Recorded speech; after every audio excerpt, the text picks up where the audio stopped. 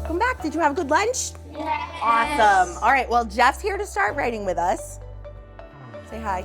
Hi, Jeff. Hi, Jeff is ready. Our class pet is ready. And today what we're going to be talking about is sentence combining. And we're going to try to answer 2 questions. Why should I combine sentences? And how do I do it? Today, Heather Adams is teaching her 3rd graders at Oak Street Elementary how to transform simple sentences into more complex and interesting ones. They will be combining sentences using conjunctions or connector words. So what we're going to talk about is some connector words.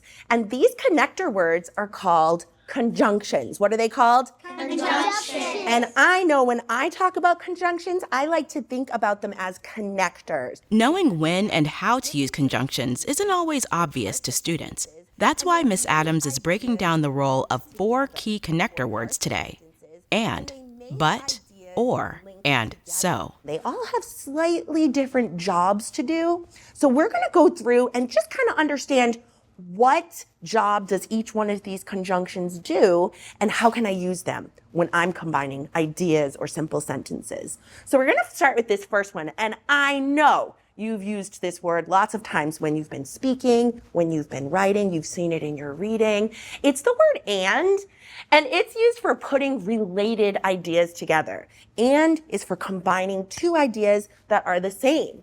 So Jeff, if you are going to share that Jeff likes tacos and Jeff likes ice cream, these are 2 related ideas. They're 2 things that Jeff likes, exactly. So we can use that connector word, that conjunction and, to make a compound sentence. I think this sounds better. Jeff likes tacos and ice cream. Do you see what and is doing in that sentence? Connecting 2 similar ideas. Ms. Adams is diving deep into how each conjunction works, with explicit and direct instruction.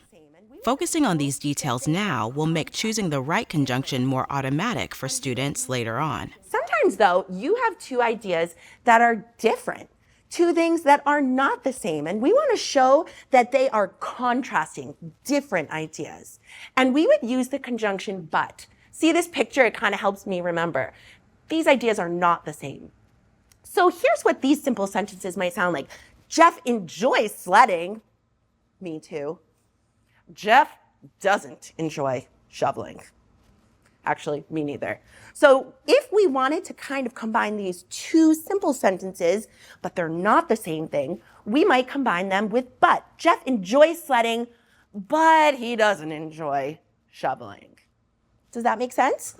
Awesome. Our next one is or. And this is when we might put 2 options together. We just had lunch. Can you think of a situation where you might use or when you're talking about 2 different choices or 2 different options? Molly? Would you like a chicken patty or salad? Yeah, Molly, exactly. So we would probably have a choice between a chicken patty or a salad. We weren't eating both of them. They were 2 options, exactly. So let's check out Jeff's example of 2 options. Jeff can read at his desk, or Jeff can read at the library.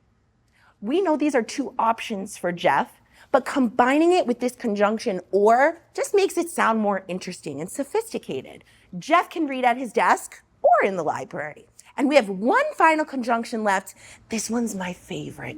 It's so sophisticated because if you notice this last conjunction, what is it? So. So is such an interesting conjunction because it shows how one thing might lead to another thing, how one thing might cause something else to happen.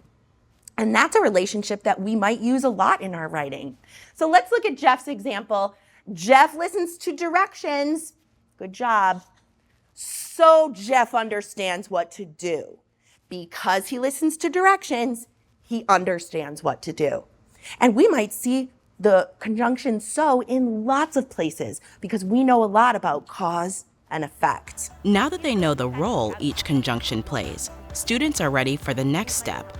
They'll practice picking the right one to create more complex sentences. So what we're going to do is we're going to try to put our conjunction knowledge to the test. we're gonna try to choose a conjunction, a connector word that connects some simple sentences.